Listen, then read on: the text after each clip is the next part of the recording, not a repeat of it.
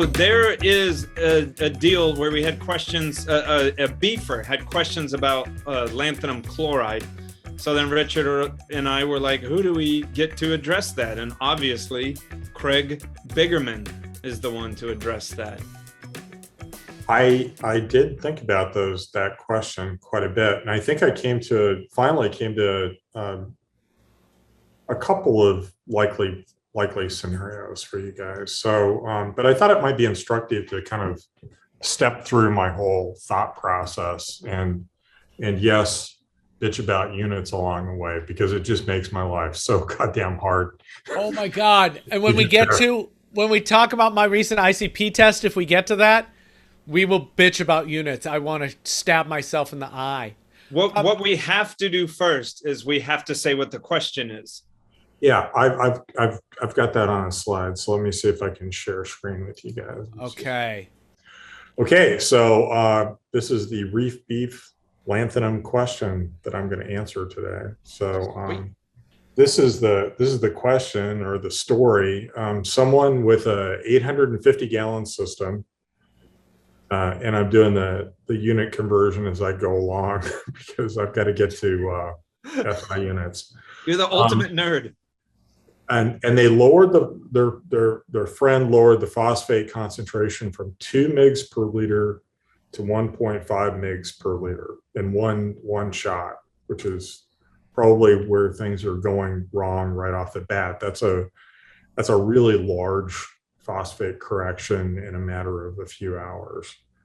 And they said that they put 5 mils of lanthanum chloride, some product, and I think I got the product name and looked it up. And they diluted it into like a gallon of water. So it was maybe 2.5 mils, 5 mils in a gallon, or somewhere between 2.5 and 5 mils in half a gallon, depending on how well it got mixed. And they put that through their skimmer over a course of 4 hours. Which is fast. It was, yes, it did not turn out very well for them. So the skimmer that they're putting into is nominally has a 2,000 liter per hour flow rate through it.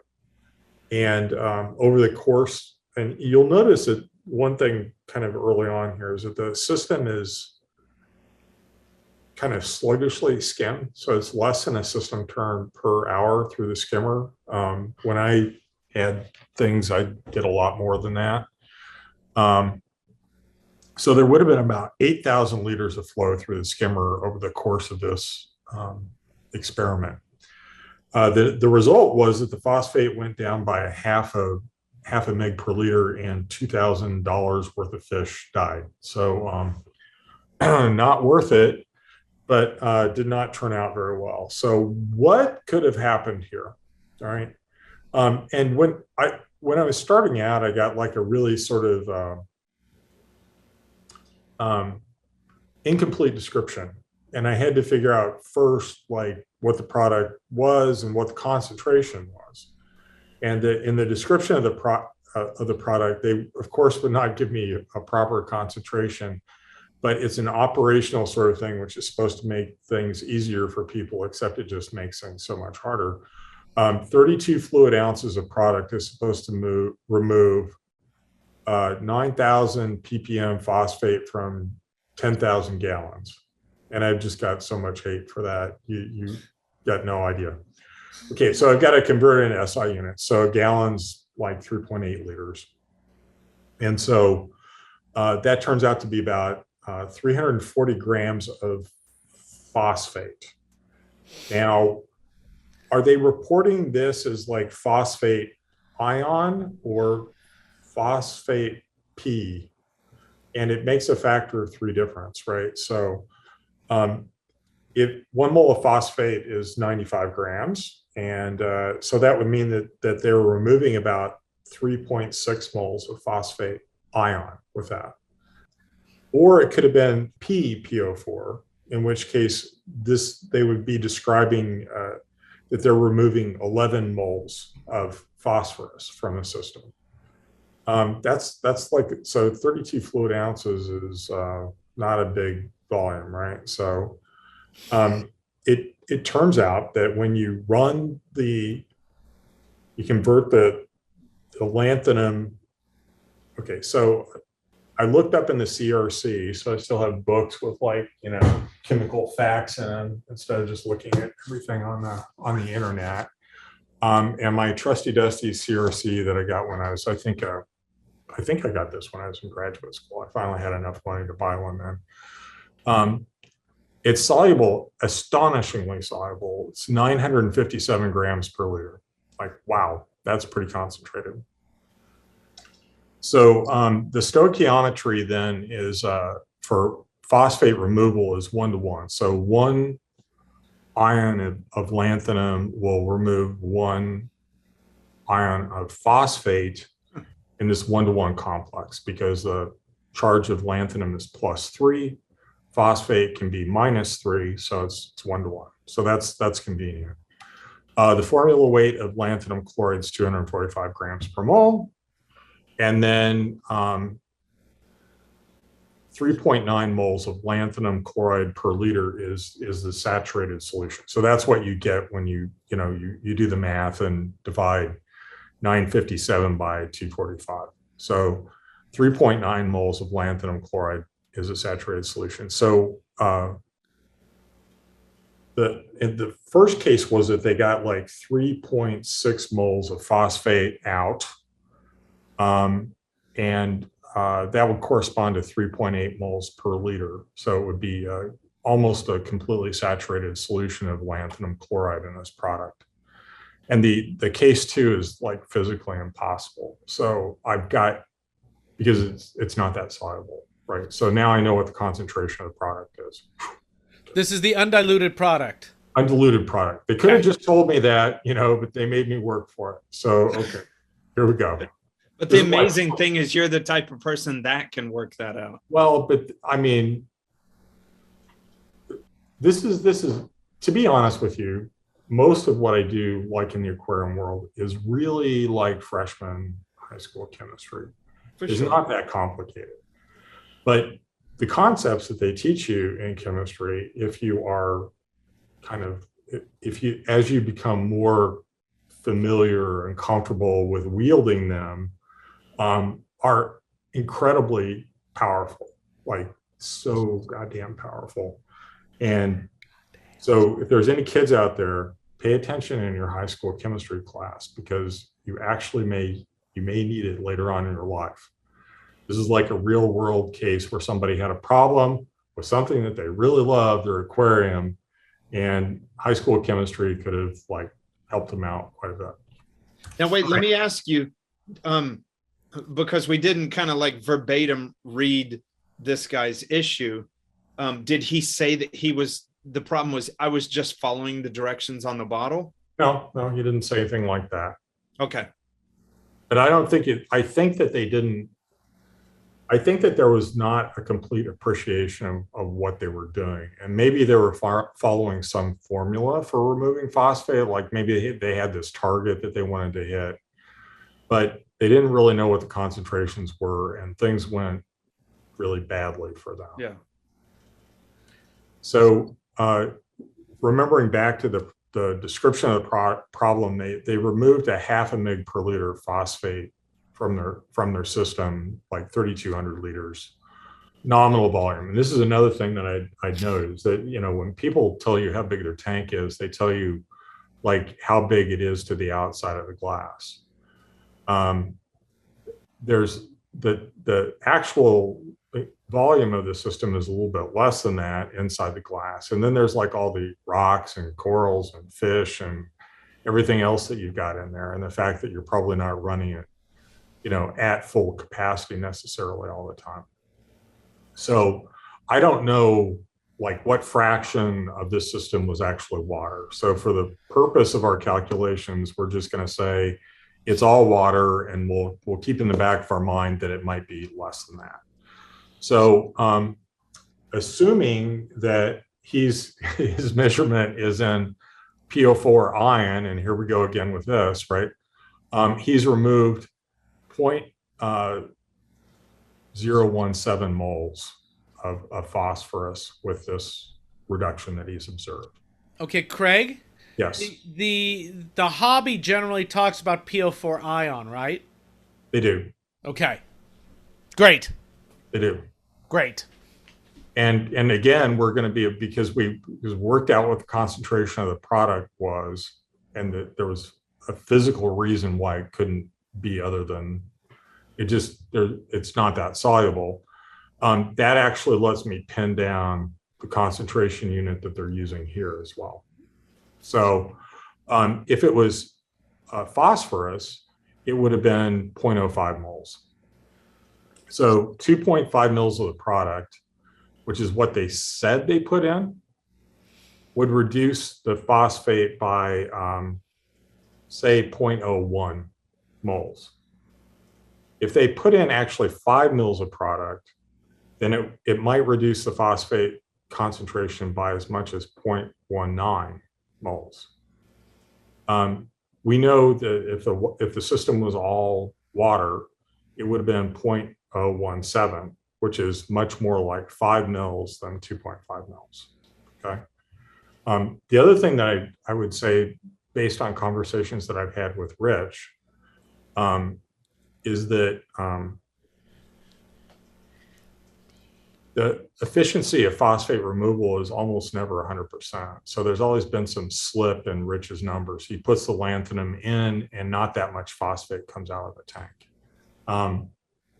But in this case, it looks like it was like pretty much 1 mole of lanthanum took 1 mole of phosphate out of the water, which is an interesting observation. I think probably you actually want a little bit of slip. And the slip in the system comes from the fact that if there's no phosphate around for the lanthanum to combine with, it will grab like its next most favorite thing, which is carbonate. So you can get lanthanum carbonate forming as well. And the actual stuff that comes out of your aquarium is probably a mixture of lanthanum phosphate and carbonate. Okay. And this is why adding lanthanum, lots of lanthanum to your system, can also have an impact on alkalinity as well, because it can remove carbonate ions from the water. This is so rad. I keep having these questions in my head and Craig is just answering them. So I'm like, okay, so I'll just shut up again.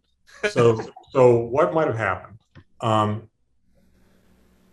I think the most likely explanation actually is that the person inadvertently gave their system kind of a hot shot of lanthanum chloride. So saturated lanthanum chloride solutions are like super dense, way, way more dense than water. And so you pour it into a bucket and it's going to go straight to the bottom. And unless you mix it well, if you're pulling stuff out of the bottom, you're going to shoot a really concentrated solution right into the aquarium. So they may have actually dosed the lanthanum into the system quite quickly, and then maybe made some precipitate in the system or something like that clogged up fish's gills. And the other thing is that I think that it was just too fast. It's a larger phosphate correction than someone should attempt.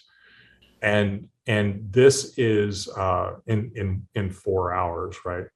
And this is this system was especially vulnerable, I think, to going too fast, because it's kind of like the skimmer's not. I think there were 2 skimmers in the system actually, and this is one of 2. And skimming is relatively sluggish, and I think that actually, and they may have been getting, and I'm using the nominal flow through the skimmer, which is probably actually less volume is actually going through it than the advertised. I mean, that's usually the way things work.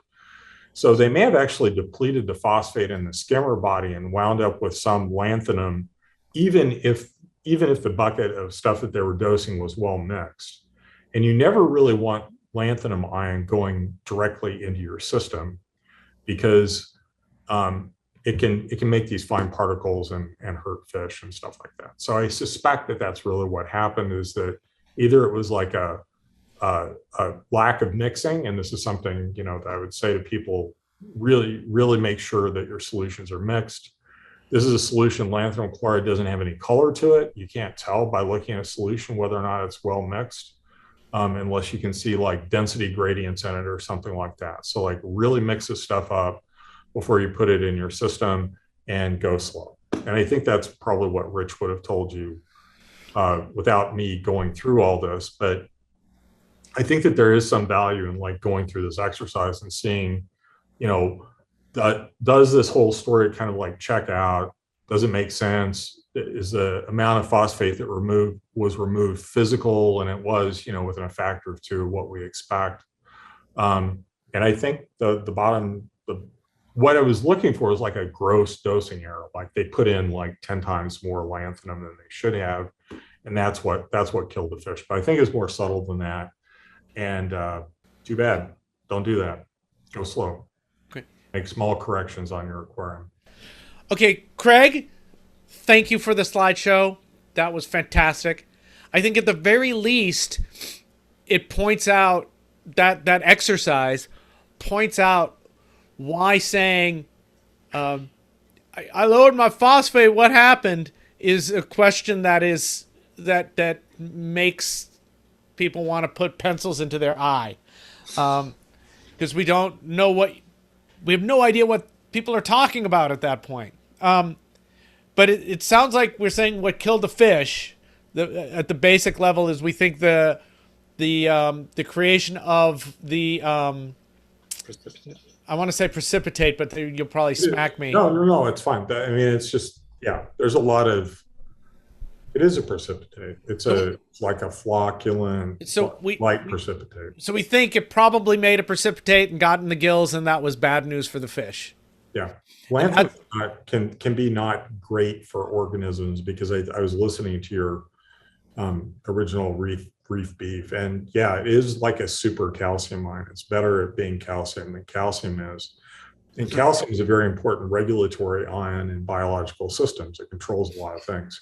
And so if you've got like super calcium running around, turning on pathways that aren't supposed to be on, then, you know, you can die, basically. Even worse.